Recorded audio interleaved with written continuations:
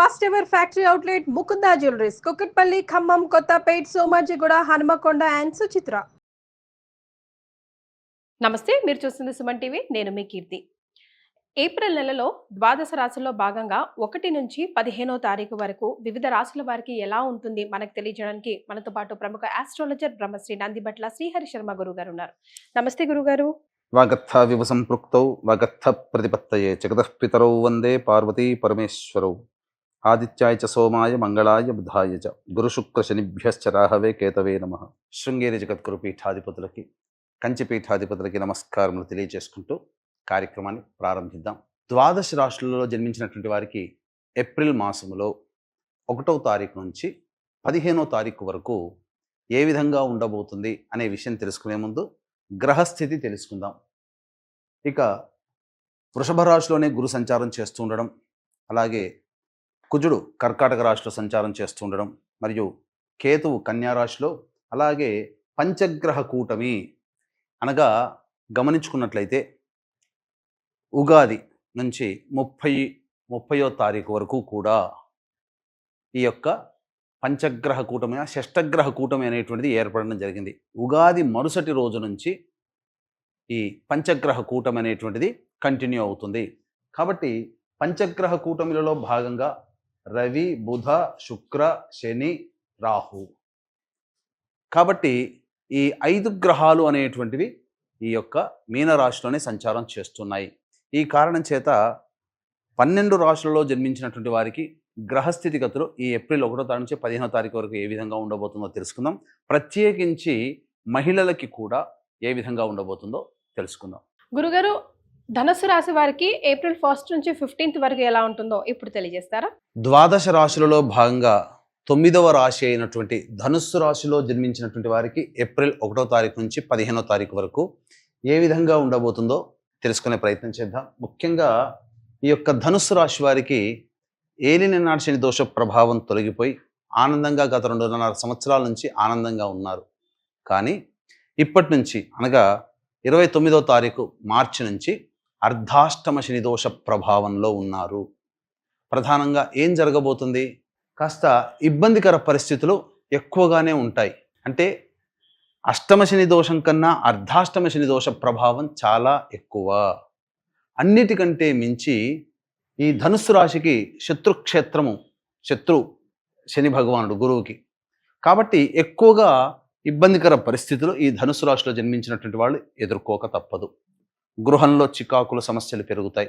Already ఇంటికి సంబంధించి నిర్మాణంలో ఉన్నటువంటి వాళ్ళకి ఆ ఇంటి ప్రయత్నంలో పలు చికాకులు, అలాగే అనుమతులు రాకపోవడం అనేటువంటివి తరచూ ఎదుర్కొనేటువంటి సమస్యలు. ముఖ్యంగా కొత్తగా తీసుకోవాల్సినటువంటి జాగ్రత్త ఏంటంటే ధనుస్సు రాశిలో జన్మించినటువంటి వాళ్ళు ఈ అర్ధాష్టమ శని దోష ప్రభావం వల్ల వాహనాన్ని నడిపేటప్పుడు జాగ్రత్తలు పాటించండి. ఇది చెప్పవచ్చు. మరి ధనుసు రాశిలో జన్మించిన మహిళలకు ఈ గురువు కూడాను అనుకూలంగా లేని కారణం చేత ధనపరమైనటువంటి సమస్యలు ఎదుర్కొంటారు. వచ్చినది సంపాదన వచ్చినట్టుగా ఖర్చు అయిపోతుంది. మళ్ళీ ఇతర ఖర్చుల కోసం చేతులు చాచాల్సినటువంటి పరిస్థితి ఎదురవుతుంది. అన్నిటికంటే ముఖ్యంగా ఆరోగ్యం పట్ల కూడా శ్రద్ధ వహించాలి. ఏ తర్వాత చెప్పొచ్చేది ఏమిటంటే ఈ ధనుస్సు రాశిలో జన్మించినటువంటి వారికి సమయం అనుకూలంగా లేదు, గ్రహాలు కూడా అనుకూలంగా లేవు. ఈ కారణం చేత కొద్ది సమయాలలో, సందర్భాలలో మనకి మనం తగ్గి ఉండడమే చాలా మేలు అనేటువంటి విషయాన్ని లౌక్యంగా వ్యవహరిస్తూ ముందు నడుచుకున్నట్లయితే ప్రశాంతంగానైనా ఉండగలుగుతారు. సమస్యలు, కొత్త సమస్యలు రాకుండా, ఉన్న సమస్యల్ని బాధించకుండా ఉండగలుగుతాయి. అన్నిటికంటే ముఖ్యంగా దేవతా అనుగ్రహాన్ని పొందే ప్రయత్నము అందరూ చేయాల్సిందే. మరీ ముఖ్యంగా గమనించుకున్నట్లయితే ఈ యొక్క ధనుసు రాశిలో జన్మించినటువంటి ఉద్యోగస్తులు కావచ్చు, ప్రమోషన్ల కోసం ఆశించిన మేర ఫలితాలు పొందలేకపోతారు. వ్యాపారస్తులైతే ఆశించిన మేర లాభాల్ని పొందలేకపోతారు. ముఖ్యంగా నిరుద్యోగస్తులు బాగా కష్టపడితే తప్ప ఉద్యోగం లభించినటువంటి పరిస్థితి. కాబట్టి జాగ్రత్తలు పాటించండి. ముఖ్యంగా ఈ సంబంధించినటువంటి ధనుస్సు రాశిలో జన్మించినటువంటి విద్యార్థులు బాగా కష్టపడితే తప్ప ఫలితాలు పొందలేరు. కాబట్టి ఏది కూడా అంత ఈజీ కాదు అనే విషయాన్ని ధనుస్సు రాశిలో జన్మించినటువంటి వాళ్ళు గమనించాలి. వివాహం కావాల్సినటువంటి అబ్బాయిలు, అమ్మాయిలకి కొంత సమయం వేచి చూస్తే మరికొత్త సమయంలో వివాహం జరిగే సంఘటనలు గోచరమవుతున్నాయని చెప్పవచ్చు. అయితే సంతానం కోసం ఎదురు చూసేటువంటి వ్యక్తులు మాత్రం సంతానం జరిగేటువంటి అవకాశం గోచరమవుతుంది. కాబట్టి జాగ్రత్తలు పాటించండి. ఇక అన్నిటికంటే ముఖ్యంగా 1 నుంచి 15వ తారీఖు వరకు ఏ విధంగా ఉండబోతుంది? 1వ తారీఖు రోజున ప్రధానంగా ప్రశాంతత లేని జీవితాన్ని పొందుతారు. వృధా కాలయాపన జరుగుతుంది. ఏ పని యందు కూడాను ఆసక్తి అనేటువంటిది ఉండదు. ఇక 2, 3, 4, 5 తారీఖుల్లో గనక చూసుకున్నట్లయితే ఆదాయానికి మించిన ఖర్చులు ఉన్నప్పటికీ కూడా ఆ ఖర్చుల్ని అధిగమించగలిగే సంపాదన పొందుతారు. అంటే సాధారణంగా ఖర్చులు 100 రూపాయలు అనుకున్నప్పుడు 120, 130 రూపాయలు కూడా సంపాదించుకోగలుగుతారు. ధన ప్రవాహం చాలా చక్కగా ఉంటుంది. అవసరానికి తగ్గట్టుగా ధనము లభిస్తుంది. తద్వారా యోగదాయకంగా ఉంటారు. ముఖ్యంగా ఆనందంగా కుటుంబ సభ్యులతో గడుపుతారని చెప్పవచ్చు. ఇక 6, 7, 8 తారీఖుల్లో మీ ఆరోగ్యం పట్ల శ్రద్ధ వహించాలి. ఖర్చులు అధికంగా ఉంటాయి. ఏ పని చేయాలన్నా ఆసక్తి ఉండదు. అన్నిటికంటే మించి ఒక జిగ్జాగ్ లాగా ఉంటుంది. ప్రతిదీ కూడాను డౌట్ఫుల్గా జీవితం 6, 7, 8 తారీఖుల్లో ఉంటుందని చెప్పవచ్చు.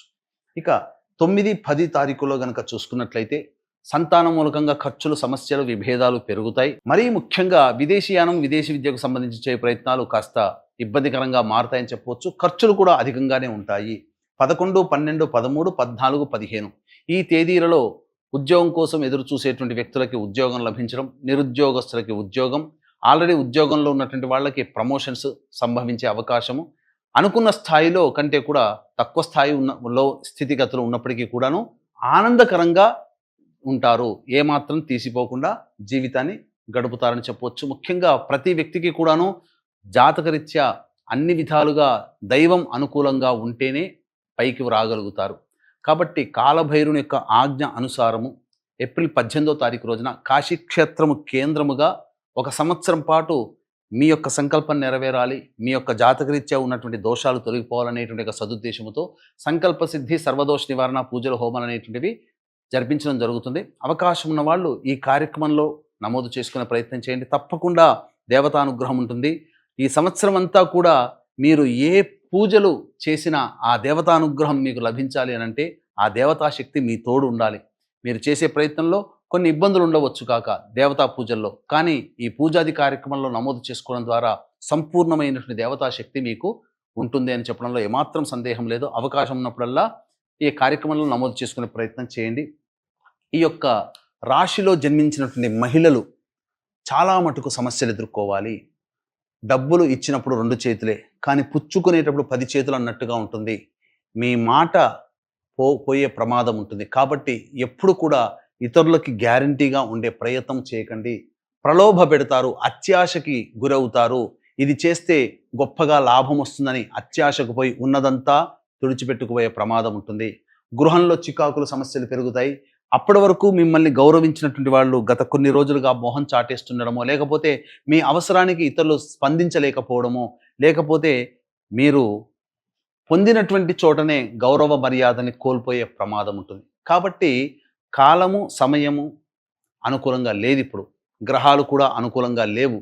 కాబట్టి తగ్గి ఉండే ప్రయత్నం చేయండి. ప్రేమ, ఆప్యాయతలతో కుటుంబ సభ్యులతో, ఇతరులతో మాట్లాడండి. గతంలో ఉన్నటువంటి కంటే విభిన్న పరిస్థితులు ఇప్పుడు ఉంటాయి కాబట్టి జాగ్రత్తలు పాటించండి. ముఖ్యంగా ఆరోగ్యం పట్ల శ్రద్ధ వహించాల్సినటువంటి పరిస్థితి. కొద్దిగా పనిచేయగానే అలసిపోయే తత్వాన్ని పొందుతారు. వెన్ను సమస్యలు పెరిగేటువంటి అవకాశము ఈ యొక్క ధనుసు రాశిలో జన్మించినటువంటి మహిళలకి ఉంటుందని చెప్పవచ్చు. ముఖ్యంగా బ్యూటీ పార్లర్, బొటిక్ రంగము, అలాగే లేడీ గవర్నమెంట్స్ సంబంధించి, క్లాత్ స్టోర్స్కి సంబంధించి, అలాగే ఫైనాన్స్ రంగంలో ఉన్నటువంటి వాళ్ళు, బ్యాంగిల్ స్టోర్స్ నడుపుకునేటువంటి వాళ్ళు, లేడీస్ టైలర్స్, ఇలా స్త్రీలతో సంబంధం ఉన్నటువంటి వ్యాపారస్తులు అందరూ కూడా మహిళలకి అంతంత మాత్రంగానే ఉంటుంది. కాబట్టి కొత్త పెట్టుబడులు పెట్టి వ్యాపారాన్ని అభివృద్ధి చేయకండి. సమయం అనుకూలంగా లేదు కాబట్టి వేచి చూడండి. ఉన్నదాంతోనే సంతృప్తి పొందే ప్రయత్నం చేయండి. అప్పులు చేయకండి, లేదా అప్పులు ఇవ్వకండి. అన్ని విధాలుగా ఆనందదాయకమైనటువంటి జీవితాన్ని పొందుతారు. లేకపోతే కొత్త సమస్యల్ని కొని తెచ్చుకున్నట్టుగా ఈ యొక్క ధనుసు రాశిలో జన్మించినటువంటి మహిళలకి ఉంటుందని చెప్పవచ్చు. ముఖ్యంగా తర్వాత చెప్పొచ్చేది ఏంటంటే, ఏ పని చేయాలన్నా కానీ ఆ పనికి సంబంధించినటువంటి ఆలోచన, సరైనటువంటి నిర్ణయాన్ని ఈ యొక్క రాశిలో జన్మించినటువంటి వాళ్ళు తీసుకోలేకపోతారని చెప్పవచ్చు. కాబట్టి ఈ ఏప్రిల్ 1 నుంచి 15వ తారీఖు వరకు గ్రహాలు, సమయము అనుకూలంగా లేని కారణం చేత ప్రతిరోజు కూడాను దత్తాష్టకం కాలభైరవాష్టక పారాయణం పఠించే ప్రయత్నం చేయండి. కాశీ క్షేత్రంలో కాలభైరుని యొక్క అనుజ్ఞ మేర ఏప్రిల్ 18వ తారీఖు రోజున ప్రారంభమవుతున్నటువంటిది సంకల్ప సిద్ధి సర్వదోష నివారణ పూజలు హోమాలు 1 సంవత్సరం పాటు జరుగుతాయి. అవకాశం ఉంటే ఇట్టి మహత్తరమైనటువంటి కార్యక్రమంలో మీ గోత్రనామాదులు నమోదు చేసుకునే ప్రయత్నం చేయండి. అన్ని విధాలుగా ఆనందంగా ఉంటారని చెప్పవచ్చు. చాలా సంతోషం అండి. సో ధనుస్సు రాశిలో జన్మించిన వారికి ఎలా ఉంటుంది 15 రోజులు తెలియజేయడంతో పాటుగా చక్కటి రెమెడీస్ని కూడా సూచించారు. ధన్యవాదాలు. సర్వం శ్రీ ఉమామహేశ్వర పర బ్రహ్మార్పణమస్తు.